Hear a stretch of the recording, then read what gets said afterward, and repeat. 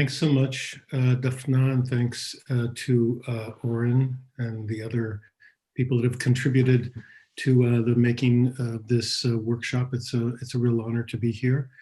I am going to basically report on a study that I was commissioned together with colleagues to carry out for UNESCO. And the colleagues that have been involved are part of a group called NISM. We're trying to advocate for the inclusion of humanistic and sustainability themes in textbooks and other instructional materials. And a colleague in Canada, Professor Marcia McKenzie, who is the director of the Sustainability Education Policy Network at the University of Saskatchewan in Saskatoon. So all of these colleagues helped to both carry out the work and also draft the report. A copy of the top page you can see here. I might just say parenthetically that Professor McKenzie and I are currently involved in a new project that's been funded by the Canadian government on monitoring and evaluation climate change education. And we would hope that perhaps next year, if the workshop continues, that we'd be able to report some of the initial findings from our work in this project. So UNESCO asked us to examine the extent to which some of the key, let's say, claims and argument that UNESCO has made in many of its publications around the notion of what would be the most effective way to teach education for sustainable development, global citizenship education, and that this key distinction that's made between cognitive, social, emotional, and behavioral learning dimensions should be all included in a more holistic and comprehensive way, both in the process of learning from a pedagogical point of view, and also in the outcomes of learning. These three dimensions you see before you, the way that they're defined, these are based on definitions that UNESCO put forward.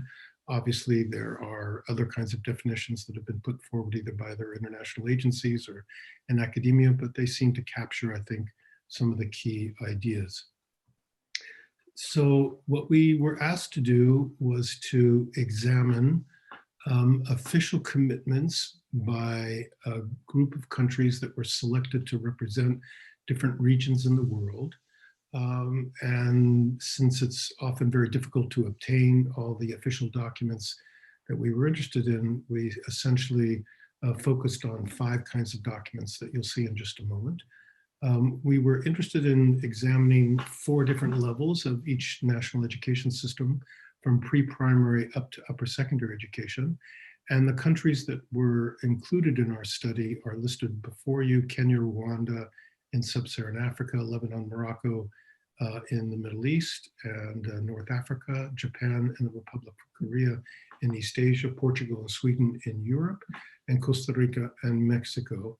Later, we also included similar kinds of study in Oman. Many of these countries were selected because they were considered to be exemplars of countries with strong commitments, either in ESD or GCED or both. And so it was interesting to see the extent to which they were including these different learning dimensions in their official documents. So we ended up collecting and analyzing 263 documents that you can see the distribution of these documents in these 5 categories, from national laws to strategic plans and policies in education, to national curricular frameworks, to ESD and GCD specialized documents. And you can see that almost 2/3 of the official documents were at the level of subject-specific curricula. Mainly this was referenced in the upper grades of primary and in secondary education. So there's a kind of a disproportionate focus on documents that reflect, let's say, what happens in the classrooms and schools. So it gets us a little bit closer to, all of these are still documents that make reference to the intended curriculum and not necessarily what gets implemented in the classroom, but certainly the fact that we looked at the official curricula gave us some sense of how classroom instruction is organized. We also looked at different dimensions of ESD and GCD. And you see these before you: cultural diversity, tolerance, peace and nonviolence, so on and so forth. And so it wasn't just looking, essentially what we were trying to do was to determine each document where there is reference to some aspect of ESD and GCD, and then to code it with respect to these three learning dimensions, based in large part on the verbs that are used. And you'll see some examples now before you in just a moment. The grade levels that we included, we didn't look at every grade level at primary and lower secondary. You could see which grades were chosen. This is especially in reference to the subject-specific curricula. So we have information from grade 4, grade 8, and then grade 10 or 11. The subjects that we focused on included the sciences, the social sciences, language arts, and other required subjects that are specifically related either to ESD or GCD. As you can see here are some examples of how we coded the information. So we needed, first of all, language proficient coders. Many of these documents are in the national languages. So we had quite a few coders from, who are from the countries themselves. Here, for example, is a document in Japanese, which has been translated here from the Ministry of Education. When acting, thinking about feelings of friends and people immediately around, sympathize with others' feelings, reflect on your actions from the other's point of view. So this was coded both as cognitive, because the words like think about or reflect. It was also coded as including social emotional, because references made to respect feelings and sympathize, and also the behavioral dimension. So this is just to point out that a particular phrase that might be highlighted in a document could be coded for multiple dimensions and not a single dimension, depending on the kinds of verbs that are made reference to in the highlighted text. Here you see also examples from Mexico and Portugal. Each of these are translated items that are, sorry about that. One of these days I'll learn to turn off my phone before I give a presentation. In any case, you can get a sense of how this material was prepared, and then the actual analysis involved using in vivo as the statistical way to kind of analyze the numbers and references of the different documents. So there are about 7 findings that I'm going to now present very quickly. And obviously there's some information here that I would certainly encourage you to go to the report itself, either the UNESCO publication, and if you want a more detailed report, I'm happy to also send a more detailed technical report that we prepared in conjunction with the UNESCO report. So one of the main findings, perhaps not that surprising, but one of the things that is often helpful when you're doing this kind of analysis, since this type of analysis had never been done before, is that what we see is that as the PPE means pre-primary education, PE is primary education, lower secondary and upper secondary. So one of the things that we see, for example, is that when you look at the levels of education, the higher the level of education, the greater the emphasis on the cognitive dimension in ESD and GCD material. And that the social emotional dimension, while it's very strong at the pre-primary level, declines precipitously by the time you get to upper secondary education.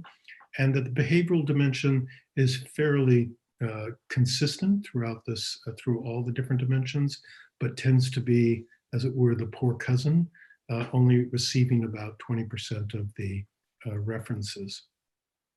Having said that, it's important to note some major differences among the 10 countries that we looked at, so that we see that there's quite a lot of variation. Some countries, for example, Kenya, Lebanon, Morocco, put a very strong emphasis on social emotional dimension. Countries like Japan, to a lesser extent Portugal, put an emphasis on the behavioral.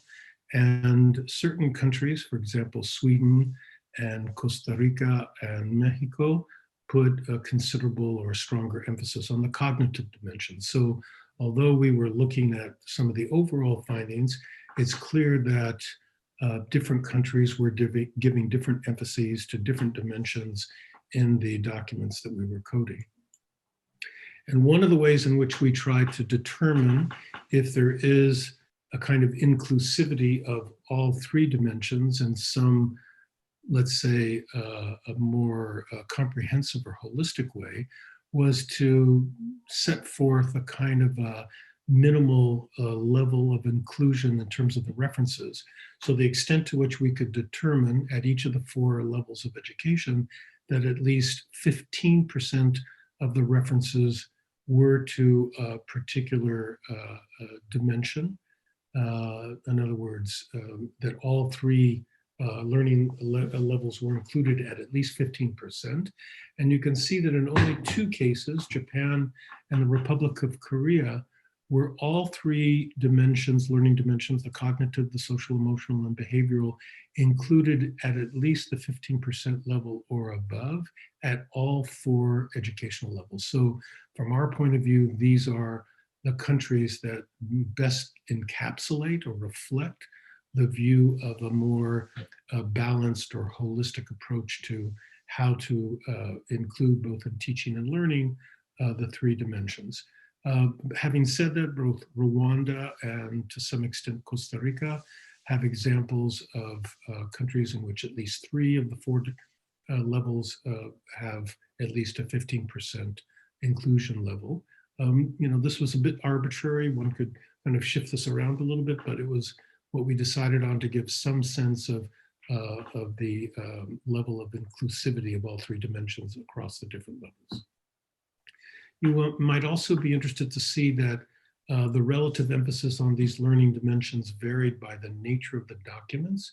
So even though we had fewer documents like laws and strategic plans and these specific ESD and GCED documents, we can see here differences in terms of the relative importance of different dimensions. So in the national laws, we found at least half of the references were to the social emotional dimension, whereas in most of the other documents, we see a majority or plurality of references at the cognitive level.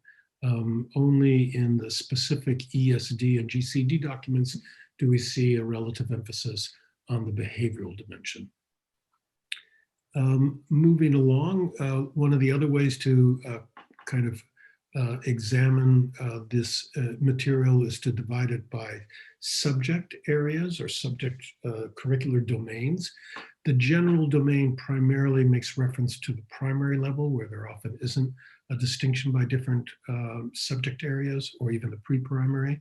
And you can see, again, not unlike we saw in the first finding, that at these levels, when you have a general curriculum, there is a disproportionate emphasis on the social emotional learning dimension.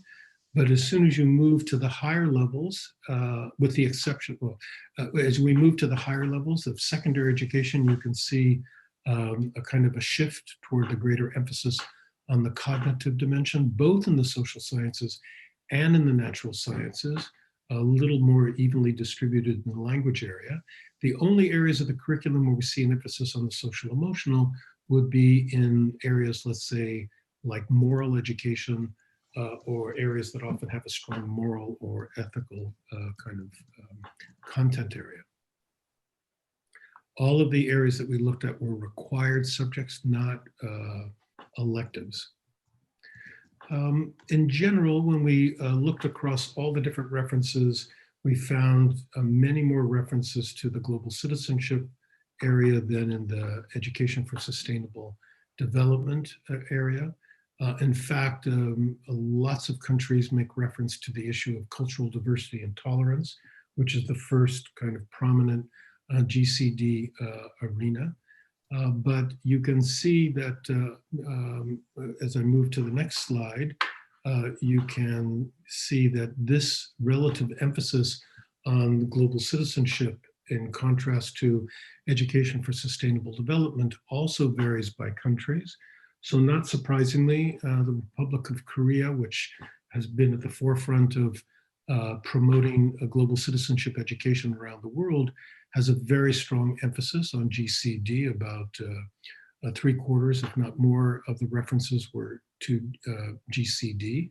And by contrast, if you look at the lower row at the right-hand side, Sweden and to some extent Portugal, which have been strong promoters of education for sustainability, sustainable development, at least half, if not more, of the references were in that area or in that content domain.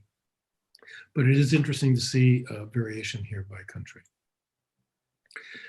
Finally, it is especially important, maybe in the context of this setting, to make note that of the material that was specifically making reference to sustainability education or issues around environment and environmental sustainability, the vast majority of references were at the cognitive, were emphasizing cognitive learning, and much less the social, emotional, and behavioral.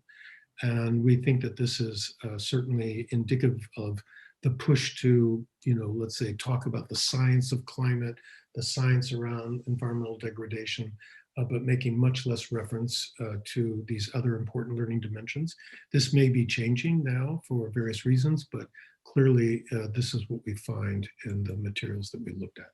So in conclusion, we see that this study has shown that the relative emphasis on these three learning dimensions, the cognitive, the social, and emotional and behavioral, varies across educational levels, across countries, and to some extent even across subject domains. We did see some interesting emergent patterns. Certainly, to the extent that there would be a commitment to trying to promote a more holistic or inclusive set of learning dimensions in this area, we think that the study certainly underscores the need for countries to both review and reconsider the attention they currently are paying to, let's say, especially to the social, emotional, and behavioral dimensions, which are often given short shrift relative to the others. And we also see that one of the ways to perhaps think about revising or recalibrating the relative emphasis on the different learning dimensions would be to do so by looking at the different curricular domains, some of which tend to be disproportionately focused on cognitive learning relative to other forms of learning. UNESCO for years has recommended whole school or whole institutional approaches to education for sustainable development. And certainly, although this was not something that was explicitly shown in the study, certainly there is room to include the ESD to a greater extent, both in the curriculum and pedagogy, but also in other aspects of educational systems and their governance in order to maybe realize a much stronger impact of this, let's say, priority learning area. Finally, I would say that although the kind of study that we carried out here is fairly innovative in that we were able to disentangle using fairly interesting analytical techniques these three learning dimensions, but it's clear that it would be important to go beyond the kinds of documents that we examined. And in particular, we think that one important document that could be looked at would be the content of textbooks, but also the materials that are used in teacher preparation, both pre-service and in-service professional development programs, and the extent to which these different learning dimensions are made reference to, again, in the area of ESD or GCED. All of this would help us to better determine the extent to which these kinds of learning dimensions actually are included or incorporated in what goes on in classrooms or in terms of the kind of actual schooling experience that the kids experience at school. This is the names of all the other co-researchers in the NISM group that I just want to make reference to before I conclude. And thank you very much for your attention, and I look forward to your questions. Thank you so much, Owen. And we will open it a little bit for question now, and then we will break out to rooms and we have several questions for discussion, and then we will come back to the big room. So if you have any question to Aaron before we are breaking out to rooms, you are more than welcome. You can just pop up and ask. Unmute yourself and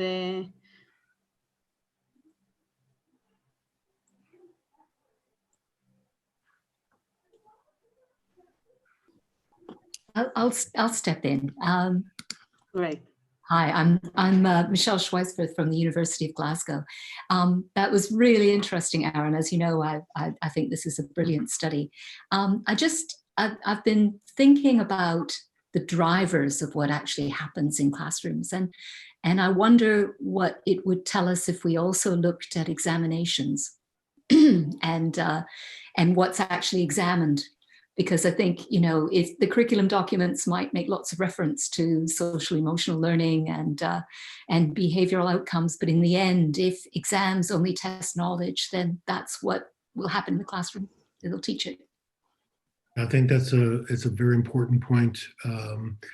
And it's clear that in large part, the focus on the cognitive dimension, especially in the secondary levels, especially at upper secondary level, I think you know, you put your finger on it, that a lot of it has to do with the material that's going to be assessed, especially in the high stakes exams.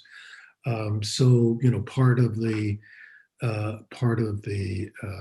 real challenge, to the extent that one wishes to advocate for a more balanced set of learning practices in the classroom, would be to what kinds of reforms or strategies could be used to kind of recalibrate the ways in which assessments are carried out and the extent to which they can cover non-cognitive material.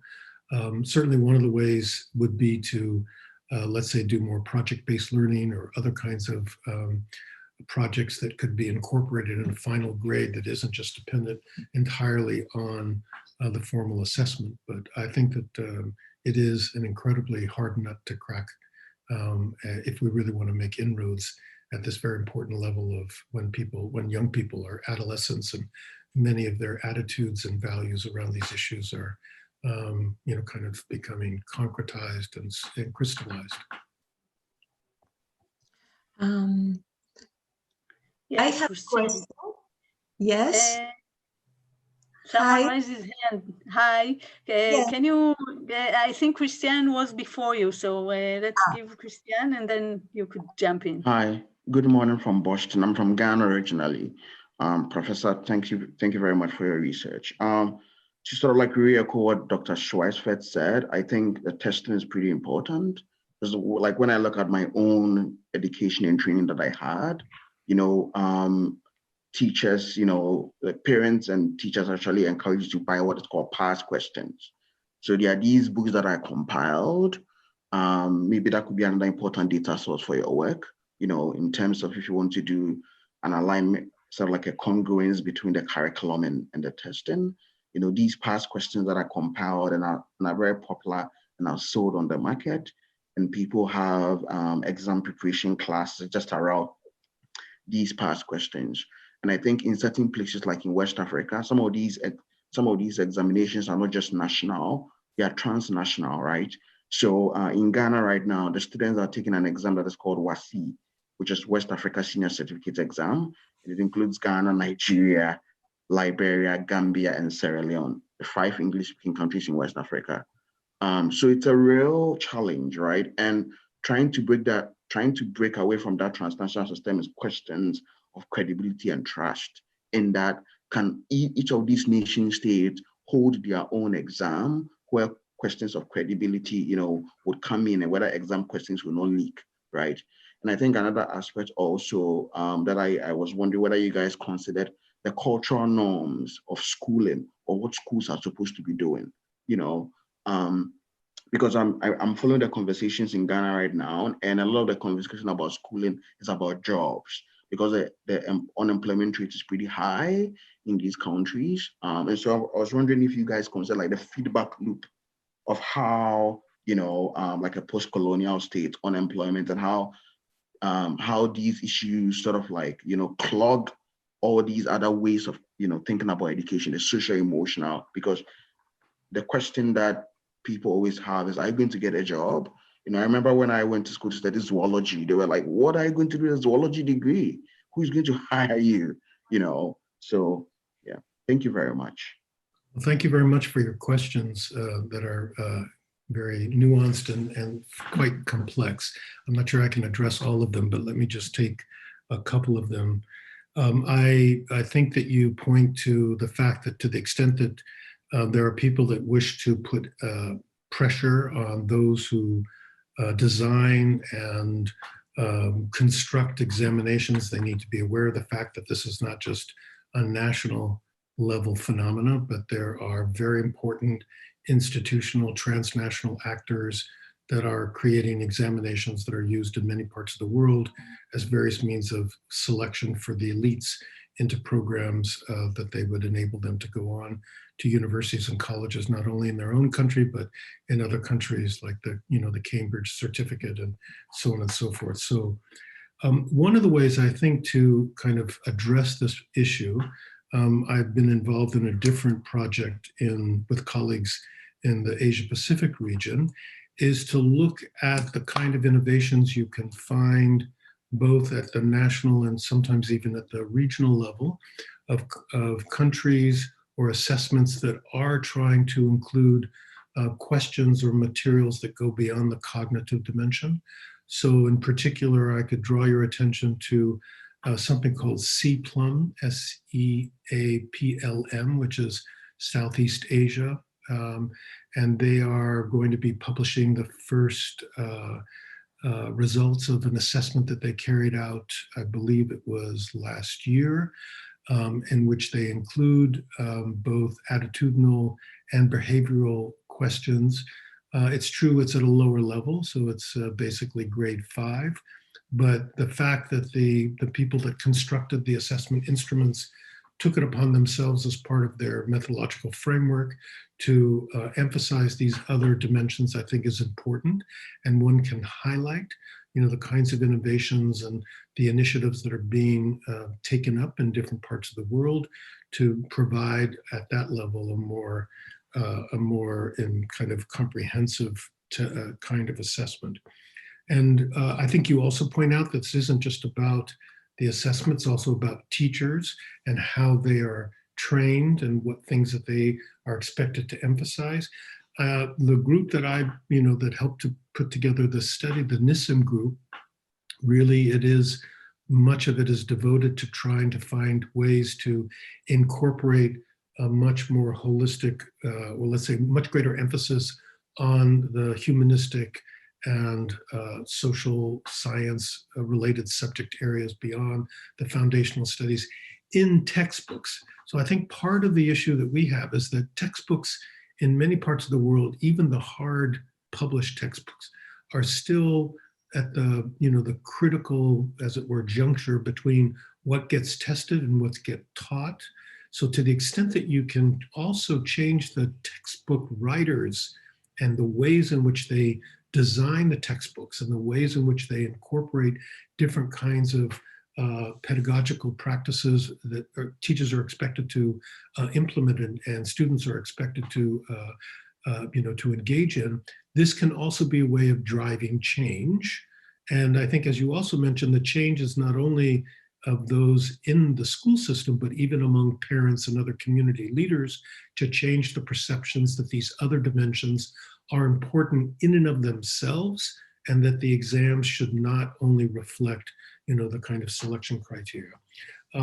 Obviously, the point that you make about in context in which employment is a major challenge, to the extent that the government is embarking, let's say, on initiatives that are meant to increase the number of green jobs or enterprises that have a stronger sustainability aspect. I think this would be another way for the schools and the principals and the curriculum writers to justify enhancing the broader skills, both cognitive and let's call them non-cognitive or soft skills, that would be included both in the official curriculum and what gets taught in the classroom and even what gets assessed. So to the extent that countries have a commitment to a more green, sustainable economy, this could be a way of driving change in the, as it were, the infrastructure of schools, the grammar.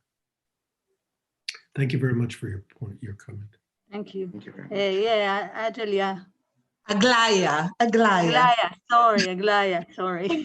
Thank you. Good morning, Aaron and all the team. Congratulations for the very stimulating research that you have presented already. I am a technical advisor for 2 World Bank projects in Côte d'Ivoire and Benin, and on early grade reading. So I am very close to what we call curricula. And here is my question. We know that there is a big difference between the written curricula, the official document, the curricula that is happening in the classroom, and the curricula that is learned by students.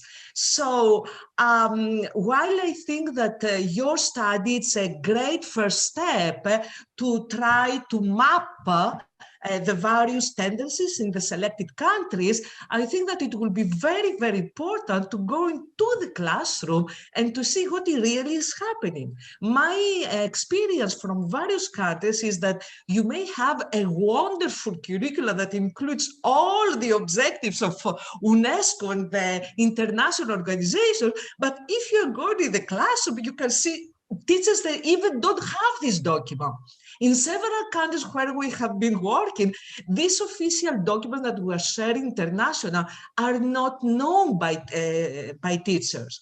So this is my first question. So if you plan to look at the classroom level, and the other thing is that I have a reflection, if I may say.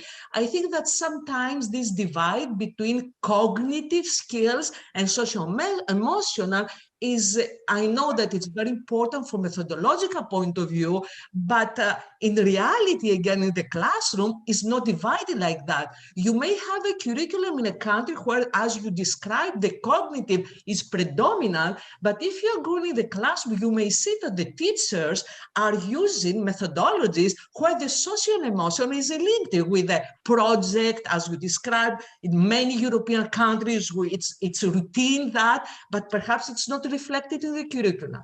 I finish here. Thank you so much for the opportunity.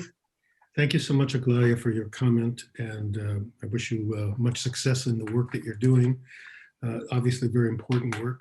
I couldn't agree more that there is a need to go beyond, the official intended documents that we were able to get access to, and to try and find ways to analyze these dimensions or disentangle them or examine them, maybe through video or other kinds of observational means. I'm thinking now from a research point of view, not from a policy point of view. I think it's possible. And it would be a very important way to go forward. I guess I would take issue. I mean, you would be in a better position to know this, and obviously in Benin and Côte d'Ivoire, the situation is very extreme, partly because of the nature of the education systems. But it's our impression from other kind of research that we've done that even in a lot of low-income countries, the teachers do have access, even if the students don't have access to the textbooks and to some of the other instruction materials, the teachers do. A lot of the time is maybe devoted to writing on the blackboards, kind of basic material that they can take from the text. Some of the textbooks maybe Michelle can speak to this also, but that even in places where, let's say, textbooks and other basic instruction materials are not extensively available, they often are used to structure the kind of teaching that goes on in the classroom. So I think it's important. I mean, I don't take issue with the, the difference between the intended and what happens in the classroom, but documents like textbooks or teaching guides, I think, do structure the kind of, what goes on in the classroom. I kind of understood a little bit from your comment that you think that kids learn a lot that is not really related to the textbook or to what goes on in the classroom, but maybe what, let's say, sociologists and others refer to as the hidden curriculum or other kinds of curricular experiences. And this kind of brings me back to the point that was made at the end of my presentation that UNESCO and others has been pushing about the importance of a kind of a whole institution or whole school approach. So to the extent that you wish to realize synergies beyond the instructional materials, if the school itself is embracing, let's say, a sustainability perspective in many different parts of the school life, that these things that go on outside of the classroom, extracurricular activities, recycling, whatever it may be, talking about the ecological footprint of the school and so on and so forth, these would be ways to kind of tap into this, let's call it the hidden curriculum, these other dimensions. So I think that that might be a way in. And finally, to your point about this, as it were, very, very much an artificial analytical distinction between cognitive, social, emotional, and behavioral, that in practice in the classroom, most of these things are kind of intertwined and kind of very difficult to disentangle them. I mean, even at the level of the official documents, from the few examples that I presented, you can see that, in one sentence or one paragraph, multiple dimensions are present. So there's really nothing that would inhibit, from an analytical point of view, to kind of code simultaneously the prevalence or the presence of multiple learning dimensions of these three, whether it be in official documents or even in observations that you might carry out in the classroom, and still look for, where is there, greater emphasis on one or the other. But I think it is a very important point. These are, kind of artificial distinctions. In reality. Reality is often much messier and much more fluid. Great, thank you. The last question for now, we'll take, Owen will ask, and then we will break out rooms. We can discuss several questions, and we will come back and we will have more time for comments and questions. So, Owen. Okay, thank you. I'll be very quick. So most of the questions so far dealt with the gap between the intended curriculum and with the implemented curriculum, Aaron. And my question is actually about the data that you did code, the discourse, the policy discourse. And to what extent did you find that countries are copy-pasting ideas or concepts from international documents rather than indigenizing them into their own context? So I can see, finding a lot of countries committed to education for sustainable development, which is a slogan put forward by UNESCO a decade ago, but without any local meaning of it, it's staying empty. So I wonder if you can tell us more a little bit about what you saw in the text itself that you analyzed. Yeah, so it's a great question, certainly from a research perspective. I mean, there are a couple things that I think I would bring to your attention. Keep in mind that we did not, in large part, code English documents or documents in international languages. To the extent that countries are trying to promote, saying that, we're embracing the UNESCO line on this and that and the other, you would expect to find it in documents that are being read by external stakeholders. So we're reading, by and large, keep in mind, almost two-thirds of the documents are national level subject curricula that are written by curricular, kind of experts in the country that are in the national languages. So the impact of that, I'm not saying that it's minimal, but it's where we were looking, that wouldn't be the place that you would necessarily find it, right? So I think that's important to keep in mind. The other thing is that, these, I mean, why is it a little bit true? Because of the selection of countries that we chose. So partly we were choosing the countries that seemed to be on the radar of UNESCO as being kind of, exemplars of good policy, either in ESD or GCED, and therefore, as it were, because there was a negotiation between us and them. We had some other countries that we considered, and in the end, they helped us to kind of move into these 10 countries. So it would be interesting then to take up your point, to kind of expand the countries in these regions to other countries that are not on the international agency radar, certainly not for UNESCO, and see if your point is the one that you find, that even other countries that are, that are not part of the core of the, kind of the world political group subscribing to a particular discourse, that if you see also there an embrace of the particular, ESD and GCED elements in ways that look similar to the, to the leaders, to the, the countries that seem to be the strongest examples. So, I mean, it's an empirical question, but I think that there's, at least on the face of it, I wouldn't, how should I say, I wouldn't invalidate, the findings, but I think that they need to be further kind of validated using additional cases. And as I've indicated, I'd love to be able to go down to the level of textbooks and such. Great, thank you. So what we are going to do now, we are going to break out rooms and to continue this very interesting discussion.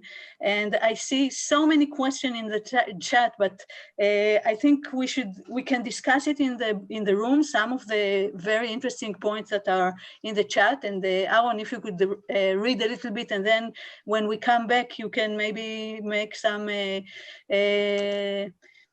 remarks or some thoughts about some of the remarks that are in the chat. And we have 3 questions, very interesting question for the conversation in the small groups. So the first question is, how is education for sustainability, or ESD, embedded in textbooks and classroom teaching you are most familiar with? So we could discuss it. I see that there are many people from around the world. We could compare between ourselves. And which of the 3 learning dimensions, cognitive, social, emotional, and behavioral, discussed in the presentation are given the greatest priority or emphasis, and why? This is one question. I'm not sure we will be able to talk about all these 3 questions, but I'm sure that we will have a interesting conversation. I will put the questions in the chat so everyone could see also the questions. And I really ask that in each group, assign someone to take notes. We have Google Docs that I will share with you in the chat. So just if you can take notes, then we could share it after this. Just a minute. Everyone, yes. So this is I just put the Google Docs, and the question will be there, and we will have 25 minutes for small discussion. You can introduce yourself and find out a little bit more about each other, and discuss the really interesting question or other comments that you want to make. Okay, so I hope everyone had a good conversation. We had a great conversation. And if there is a group that want to share some of the thoughts, or if you want to comment what you say before in the chat, or we are open to hear now before we are closing the meeting today. So if some of the group, yes, Christian. So I'll share what we talked about in our group. And so I think for the first question, there was a consensus about, you know, what the social, emotional, behavioral, cognitive will look like in different places. And so Carla stressed in Argentina, there was an emphasis on the sort of like the behavioral, but there was very little reflection, you know, behind the practice, you know, in terms of linking the social, the behavioral to the larger culture, you know, and then the larger systems. So that was something that was really important. And then Hang indicated in Vietnam, you know, there's as always, there's an emphasis on high stake testing. And so it leaves very little room for focus on sustainable, you know, learning.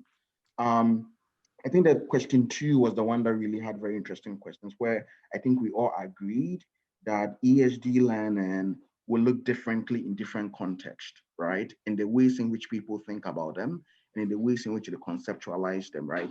And so I think there was an agreement that there should be a sort of like a synthesis of ideas around what ESG will look like, right? Is it about climate change? Is it about recycling? Is it about green infrastructure or green economy? You know, will look differently from in different places. And so we talked about how there needs to be sort of course, they need to make sort of what people call the local, like the global, and then the, you know, the local, to sort of have sort of a meaningful impact on the ways in which curriculums and textbooks, you know, conceptualize and present these ideas.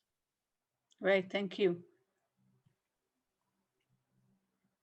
Is there other groups that want? If not, if someone want to say or remark or ask Aaron more questions. There were many questions before. I want to ask a quick question Mm-hmm. To Aaron. First of all, thank you so much. It was very interesting. And I wonder, like, when you decided about the measurements, was like, who was involved in deciding the measurements? Was it just like the researchers, or were the people in these countries involved in what's going to be measured in the policies? Well, thank you for your question, Alma. So we, my colleagues and I, you know, put in a bid for this project, and in the end, the colleagues at UNESCO chose us from other bids. And part of the bidding process was to come up with a research design. So part of the proposal was to propose to UNESCO how we would go about kind of addressing the concerns that they had that were outlined in the contract and the bid. You know, much of this was based on the discussion among my colleagues in the, let's call it the research consortium, the group of people that put in the bid of how we could go about doing this. UNESCO clearly had some concerns, which they, you know, as I mentioned, you know, they wanted to be more involved in the selection of the countries. They helped to facilitate the data collection, in other words, the document collection using their network, which was very helpful. To answer your question, you know, to the extent to which countries were involved in, let's say, the research process, UNESCO is very sensitive to, and as an international organization, to enabling countries to validate some of the data that's used either in their publications or by UNESCO's Institute for Statistics, which is the mandated entity that collects information on the global goal on education and the Sustainable Development Agenda. So the role of countries in the validation of information or data has become strengthened in recent years, and that includes in this kind of a project. So countries or country representatives were involved in different parts. First of all, to say, do we have the right documents? Do they validate the documents that we need? Because keep in mind, these are official government documents by and large, right? Do we have an outdated one? Do we need a more up-to-date one? I mean, when it comes to the actual coding of the documents, we did the best we could to explain and provide examples of how we were going about to do the coding. But this isn't something that a lot of people have undertaken. And so we had to keep it at a fairly, kind of simplistic or, basic level of understanding. But I think that, and then in the end, when the project, when we finished our technical report and it was going to then get published as a UNESCO report, again, UNESCO was very careful to share it through their regional offices with country representatives, and to make sure that there would be a list of every single document of the 263 that we included, so that people, that it was fairly transparent, that we weren't just kind of pulling rabbits out of our hat and saying, this is what's going on. So I think these were our attempts to engage countries in some parts of the research process, but not, and I think that there were maybe in some of the interpretations, UNESCO, I mean, we had some more stronger recommendations and suggestions that we made in the technical report that they decided not to include in the final report in order not to let's say, unnecessarily generate, let's say, opposition to the publication in such manners. But by and large, I think countries have fairly positive reactions. The report was published officially in what's called the UNESCO Forum for Education for Sustainable Development and Global Citizenship Education, which occurs once every 2 years. The time that we published this, the event took place in Vietnam, in Hanoi. The next one, by the way, is going to be in South Korea next year in November. It'll also be called the UNESCO Global Forum on ESD and GCED. You might want to take note. And so during the meeting in Vietnam, there were also country representatives who wished to give official statements in relationship to the publication. So that was another way that countries, as it were, reacted to some of the information, some of the ways that we characterized them in the publication and in the background report. So it's a tricky business, because you're dealing with governments, you're not dealing with academics, and because our work is being mediated by an international organization. I think by and large, everything that we wanted to say got in there, and certainly the main findings are in there. It wasn't like they, watered down the findings, but clearly they were very sensitive to certain kinds of ways in which we captured and interpreted the data. And they ended up putting some things that, we didn't think the evidence really, let's say, substantiated, but it was important for them to kind of place into a publication like this. But it was very prominently launched and presented at this forum in Vietnam, and they certainly. Marcy and I are, by the way, also working now on another report for UNESCO, which is about the inclusion of environmental issues in education using other kinds of data sources. Well, this time we will have kind of a multiplicity of research activities that we've been engaged in. And this too will become a UNESCO report that'll be used probably sometime early next year. And it's much more focused on climate change education and biodiversity. And it's meant to be an input of UNESCO into some of the intergovernmental negotiations that'll be taking place next year at the COP meeting. So,